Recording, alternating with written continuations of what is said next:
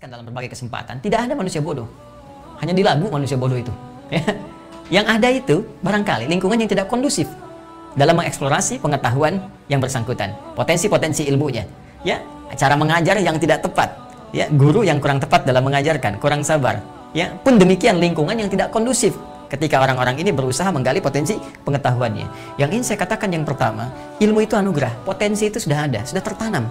Jadi manusia itu mau jadi apapun, itu peluangnya dahsyat, besar, ya, memorinya luar biasa. Bahkan ada penelitian dulu, ya, di barat bahkan, ada yang menyebutkan di University of California, ya, saya pernah baca referensi buku itu menyebutkan riset tentang kapasitas memori manusia yang standar saja. Ya, yang paling standar itu 100 juta gigabytes. Ya, 100 juta gigabytes. Anda bayangkan sekarang pakai flash disk saja, ya, misalnya yang berapa giga, 8 giga, ya, 10 giga, 60 giga, itu kalau dikumpulkan informasinya berbentuk hard copy, buku apa kumpulkan, barangkali rumah mewah pun tak sanggup menampung segala hal yang bisa dijadikan dalam bentuk hard copy tadi. Dan itu sepersekian kecil, ya, sepersekian dari anugerah memori yang telah Allah tanamkan pada seorang makhluk bernama manusia. Dahsyat. Jadi saya ingin membawa sebuah narasi untuk memberikan motivasi pada setiap diri. Tanamkan, katakan pada jiwa kita, saya makhluk pintar, saya makhluk berpengetahuan. Ya, tidak tercipta kita semua oleh Allah Subhanahu wa Ta'ala kecuali sebagai makhluk yang sangat bermartabat, makhluk yang punya nilai, makhluk yang mulia. Jadi jangan rendahkan kemuliaan kita ini dengan perilaku-perilaku yang menyimpang. Ya, kita ini makhluk istimewa. Katakan pada diri kita, Allah memuliakan saya dengan sangat istimewa. Bahkan dengan potensi keistimewaan ini bisa lebih tinggi derajatnya dibanding dengan malaikat. Allah sudah mengangkat. Kenapa Anda merendahkan diri sendiri? Hei para pelajar dimanapun Anda berada, khususnya yang muslim, ya, yang tersambung dalam kajian ini, saya katakan kepada Anda semua, jangan pernah mengatakan pada diri Anda, saya nggak bisa, saya tidak mampu, susah nih matematika, nggak bisa nih fisika. Tidak, kawan. Katakan pada diri Anda, saya adalah makhluk istimewa yang bisa mengatasi berbagai materi apapun yang saya pelajari, saya bisa kuasai, karena semua potensi itu telah Allah tanamkan pada diri kita. Keyakinan membangun sebuah kekuatan yang akan memberikan transformasi pada diri kita untuk jadi manusia yang istimewa dengan tindakan-tindakan yang nyata. Catat itu, ya. Jadi ini poinnya. Hanya bedanya karena kita bukan nabi. Ingat, kita bukan nabi, ya. Fitrah kenabian tidak kita miliki. Awas hati-hati. Fitrah kenabian diajarkan secara langsung. Ketika Allah mengajarkan, redaksinya allama. Kita hanya memiliki potensi pengetahuannya, ditanamkan oleh Allah dalam jiwa kita. Tinggal sekarang persoalannya bagaimana menggali potensi ini sehingga keluasannya bisa kita dapatkan, kedalamannya bisa kita raih. Caranya adalah dengan menggali seluruh ini dalam bentuk turunan kata ini. Allama, mengajar. Ya, sifatnya disebut ta'lim. Di ta'lim itu mengajar sebetulnya, bukan belajar. Ya, ingat, mengajar.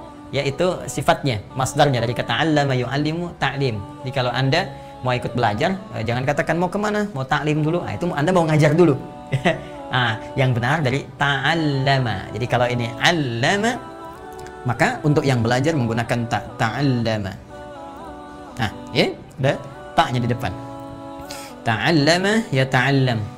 Ya, fahuwa muta'allim, orang yang belajar. Jadi, untuk bisa kemudian mendapatkan raihan potensi ini, semua mesti digali. Jalurnya ta'allum, belajar. Ta'allum, belajar. Karena itu, petunjuk Nabi SAW, yang dengan itu seluruh sahabat bertransformasi dari manusia-manusia yang tadinya disifati dengan diksi yang sangat luar biasa, buruk. Ya, kalimat jahiliyah, perilakunya jauh dari nilai-nilai kemuliaan, tiba-tiba bertransformasi menjadi khairu ummah.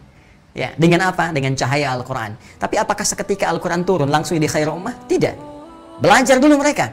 Belajar dari Nabi yang dipilih oleh Allah mengajarkan secara langsung. Mereka belajar dengan tekun, dengan sungguh-sungguh. Karena di sini tak, di sini diantaranya, diantara maknanya menunjukkan kesungguhan. Nanti banyak ya makna tak yang menjadi awalan dari sebuah kalimat di bahasa Arab. Nanti di ilmu sharaf ragamnya, diantara maknanya nanti ada menunjuk pada kesungguhan, keseriusan. Apalagi ada tasydid di sini ya, yang secara bahasa bukan menunjuk pada satu makna double, dua kata yang disatukan, yang satu sukun, yang satu berharokat. Di dalamnya ada dua. Yang pertama sukun, kedua berharokat. Ta'al sukun la ma. Itu baru gramatikal dasar. Ya, tasydid juga menunjuk pada sesuatu makna lugawinya seakar dengan kata syiddah, sesuatu yang tidak mudah. Ya, sesuatu yang berliku, kadang butuh perjuangan, sesuatu yang keras. Ya, kadang belajar itu tidak mudah, butuh perjuangan, bangun, semangat, mengatasi rasa malas, ya. Kalau masuk kelas, kadang-kadang juga kita harus berjuang, ya, dengan ego kita, ya, dengan keadaan diri kita, bertarung dengan semangat kita. Untuk duduk paling depan kadang nggak mudah, pilih-pilih di belakang, nggak nanya, kadang-kadang tiduran, ya. Tapi dahsyatnya, ujian masih nomor 1 Indonesia. Ya, yaitu artinya apa? Potensinya tinggi, kita luar biasa gitu, ya. Jadi teman-teman sekalian, saya ingin katakan di sini, Nabi memberikan sebuah petunjuk dengan sangat singkat. Kalimat beliau, khairukum man ta'allamal Qur'ana wa 'allamah. Ya, yang terbaik di antara kalian adalah orang yang mampu mengeksplorasi, menggali dengan sungguh-sungguh, ya. Hadapi segala tantangannya, tetap semangat, ya.